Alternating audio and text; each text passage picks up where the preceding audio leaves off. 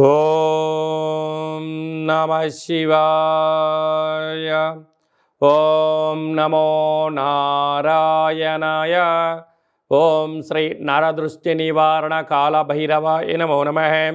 ఓం దాశరథాయ విద్మహే సీతావల్లభాయ ధీమహి తన్నో శ్రీరామచంద్ర ప్రచోదయాతు. హరి ఓం.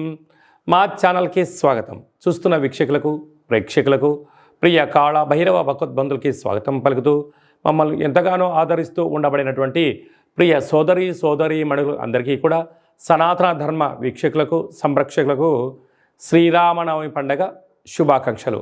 అందరము రామనామాన్ని జపింపచేద్దాం, ధర్మాన్ని కాపాడుకుందాం, ధర్మబద్ధమైన జీవితాన్ని పొందుదాం. అయోధ్యలో రామ విగ్రహ ప్రతిష్ఠ అయిన తర్వాత మొట్టమొదటిసారిగా జరుగుతూ ఉండబడినటువంటి శ్రీరామనవమి కనుక రాబోయే కాలంలో మనం అందరము కూడా అయోధ్య వెళ్దాం, రాముని దర్శిద్దాం, రామతత్వాన్ని మనము తెలుసుకుందాం. 16వ తారీఖు 4వ నెల 2024 నుండి 30/4/2024 వరకు పుట్టినటువంటి వారందరికీ కూడా ముందస్తుగా జన్మదిన శుభాకాంక్షలు. గతంలో వివాహం చేసుకున్న వారికి వివాహ వార్షికోత్సవ శుభాకాంక్షలు. ద్వాదశ రాశుల్లో గ్రహ గమనాన్ని ఒకసారి వీక్షింపచేద్దాం. మేషరాశిలో రవి మరియు గురు సంచార స్థితి, కన్యరాశిలో కేతు సంచార స్థితి, కుంభరాశిలో కుజుడు మరియు శని సంచార స్థితి, మీనరాశిలో బుధుడు శుక్రుడు మరియు రాహు సంచార స్థితితో ద్వాదశ రాశుల్లో గ్రహ గమనాలు ఈ విధంగా ఉన్నాయి. తులారాశి వారు చైత్రమాస పూర్ణిమ సందర్భంగా ఎలాంటి విధులను పాటించాలో ఈ వీడియోలో సవివరంగా సంపూర్ణంగా తెలుసుకుందాం. తులారాశిలో ఏ నక్షత్రాలు వస్తానగా చిత్తా నక్షత్రంలోని 3వ పాదం 4వ పాదం, స్వాతి నక్షత్రంలోని 4 పాదాలు, విశాఖ నక్షత్రంలోని 1, 2, 3 పాదం కలిపితే తులారాశి. చాలామందికి పుట్టినటువంటి కాల సమయంలో డేట్ ఆఫ్ బర్త్లో లేనటువంటి కారణం వలన పేరు యొక్క మొదటి అక్షరాన్ని అనుసరిస్తూ ఆ రాశిని తెలుసుకునే ప్రయత్నం చేద్దాం. రా, రి, శ్రీ, రు, రే, రో, తా, తి, తు, తే అక్షరాల వాడినప్పుడు తులారాశి జాతకులే. తులారాశి యొక్క అధిపతి శుక్రుడు.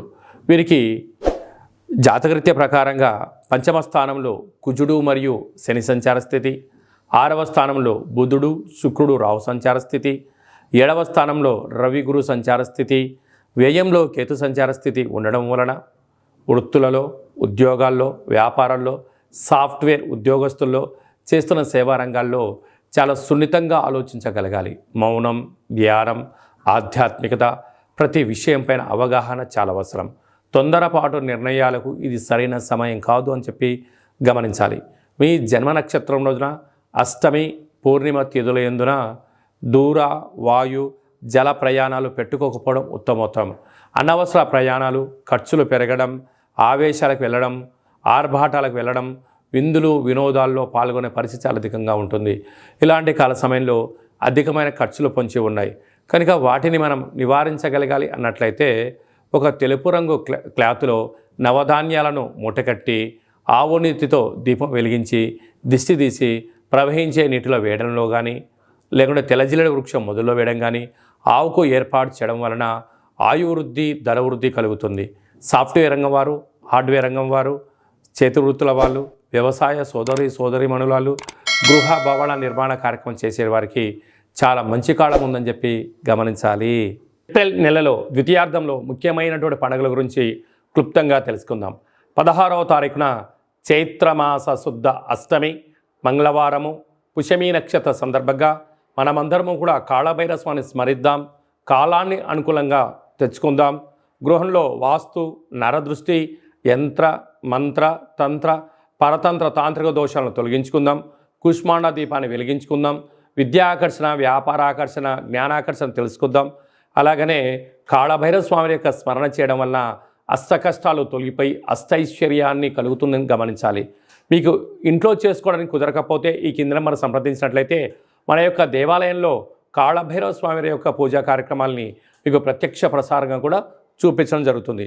కనుక మీరు పూజా కార్యక్రమంలో పాల్గొనాలి అన్నట్లయితే మీ యొక్క గోత్రనామాల్ని వాట్సాప్ చేయగలరు. అలాగనే మనకు 17వ తారీఖున శ్రీరామనవమి కనుక మనమందరము కూడా శ్రీరామస్వామి వారి యొక్క కళ్యాణంలో పాల్గొందాం. అక్షంతల్ని, తలంబ్రాలని మనం తలపైన వేసుకుందాం. అష్ట కష్టాలని తొలగింపచేసుకుందాం. 23వ తారీఖున చైత్రమాస శుద్ధ పూర్ణిమ చిత్తా నక్షత్ర సందర్భంగా మన తెలంగాణ రాష్ట్రంలో ఉండబడినటువంటి మినీ అమర్నాథ్ యాత్ర అని చెప్పుకోబోతున్నటువంటి మనకు సలైశ్వర క్షేత్రాన్ని దర్శిద్దాం, స్నానం చేద్దాం, గ్రహ దోషాలను తొలగించుకుందాం, ఆధ్యాత్మిక యాత్ర చేద్దాం, స్వామివారి ఆశీస్సులు పొందుదాం.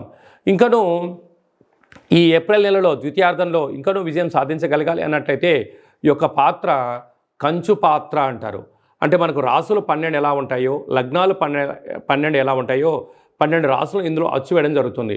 ఈ యొక్క పాత్ర కంచు పాత్ర అవ్వడం వలన ఇంట్లో ఉదయం సాయంత్రం పూజ చేసిన తర్వాత శబ్ద తరంగాలను సృష్టించడం వలన అద్భుతమైనటువంటి ఆకర్షణ కలుగుతుందని చెప్పి గమనించాలి. ఒకసారి చూద్దాం.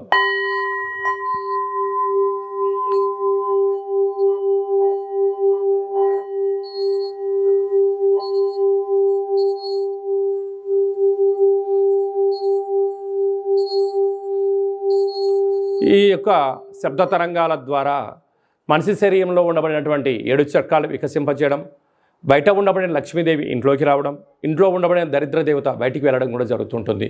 విద్య, ఉద్యోగ, వ్యాపార సకల జన ఆకర్షణ కలిగి మనం ఏదైతే అనుకుంటామో అది విజయం సాధించడం జరుగుతుంది. ఈ అక్షయ పాత్రతో పాటు ఒక కాళభైరవ స్వామి యొక్క పిరమిడు, డాలరు, కంకణము, కాళభైరవ హోమ కార్యక్రమాన్ని మీకు లైవ్ కూడా చూపించి గోత్రనామాల ద్వారా పూజ చేయించి మీకు ప్రసాదంగా ఏర్పాటు చేయడం జరుగుతుంది. ఆసక్తి గలవారు ఈ కింద నెంబర్ని సంప్రదించగలరు. అలాగే మీ వ్యక్తిగత జాతకం తెలుసుకోవాలనుకుంటున్నారా? మీ యొక్క పేరు, తేదీ, నెల, సంవత్సరం, సమయం రాసి వాట్సాప్ పంపించినట్లయితే 100 సంవత్సరాల జాతకాన్ని వ్రాసి పంపించి మీరు పుట్టినప్పుడు గ్రహ గమనాలు ఎలా ఉన్నాయి, ప్రస్తుతం ఎలా ఉన్నాయి, రాబోయే కాలం ఎలా ఉండబోతున్నాయో సవివరంగా తెలియజేయడం జరుగుతుంది. అలాగే మన దేవాలయంలో మన యొక్క జ్యోతిషం చెప్పించుకున్న వారందరికీ కూడా కాళభైరవ స్వామి వారి యొక్క అర్చన అభిషేక కార్యక్రమాలు కూడా ఉచితంగా కూడా చేయించడం జరుగుతుంది.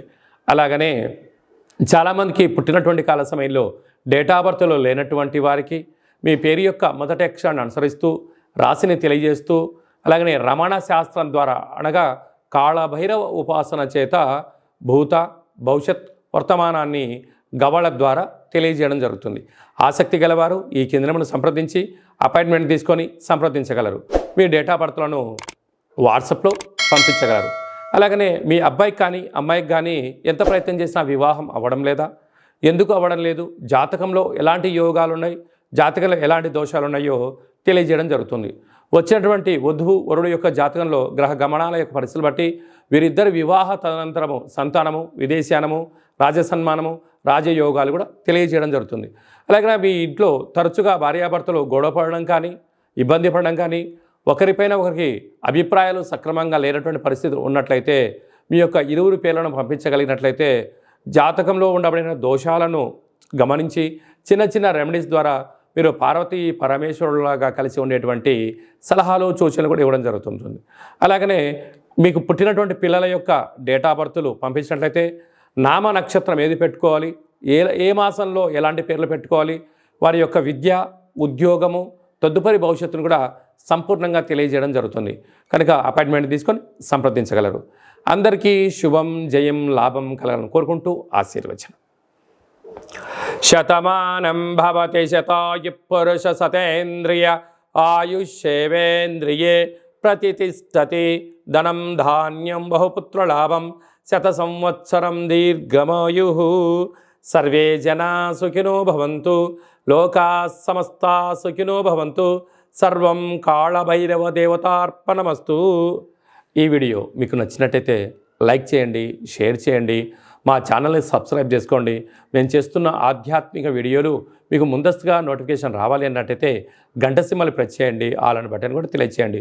మీరు ఎవరి క్షేమాన్ని అయితే కోరుకుంటున్నారో లేక మీ క్షేమాన్ని ఎవరైతే కోరుకుంటున్నారో వారందరికీ ఈ వీడియోను ఫార్వర్డ్ చేసి భగవంతుడి యొక్క ఆశీస్సులు పొందగలరు.